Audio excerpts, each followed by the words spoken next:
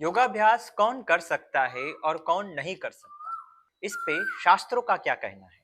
वैसे तो आसन, प्राणायाम, मुद्रा बंध, षटकर्म जैसी शारीरिक क्रियाएं ही योग नहीं है, लेकिन इसे यानी हठ योग को ही, जिसे पूरी दुनिया योग समझते ही इसे योग समझ लेते हैं, योग मान लेते हैं, तो हठ योग के शास्त्रों का क्या कहना है। हठ प्रदीपिका की जो हठ योग का एक बहुत प्रचलित ग्रंथ है, उसमें एक श्लोक है।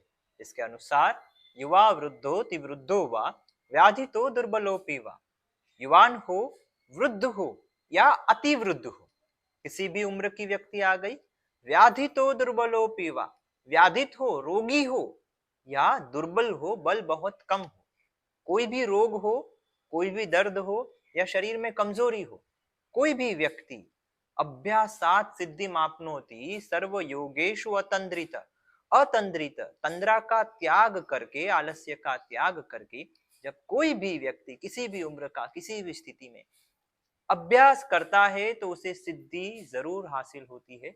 सर्व योगेशु, हर योग में, किसी भी योग का, किसी भी प्रैक्टिस का वो अभ्यास करेगा तो उसे उसका बेनिफिट जरूर होगा। हालांकि अभ्यास कैसे करना है वो भी इतना ही मायने रखता है, अभ्यास करने का भी एक तरीका होता है। लेकिन यहाँ हम सिद्धि की बात करते हैं, तो सिद्धि क्या है। सिद्धि यानी ऐसा नहीं है कि आप हवा में उड़ने लगे, सिद्धि यानी ऐसा नहीं है कि आप कहीं से भी कहीं भी पहुंच गए। सिद्धि को बहुत प्रैक्टिकली समझिए।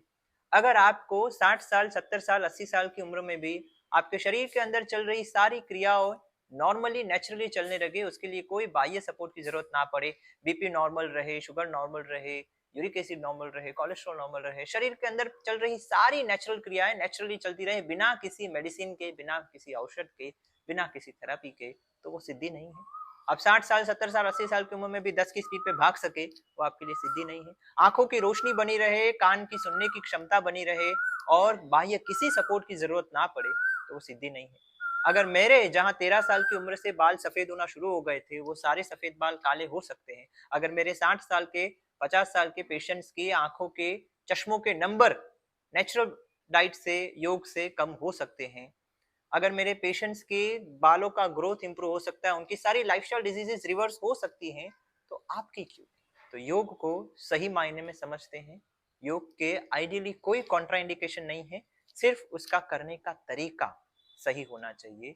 तो वो तरीका क्या होना चाहिए, अभ्यास कैसे करना है, वो समझने के लिए हमारे साथ जुड़े रहिए। हमारे अगले वीडियो में हम इसको विस्तार से समझेंगे। Thank you.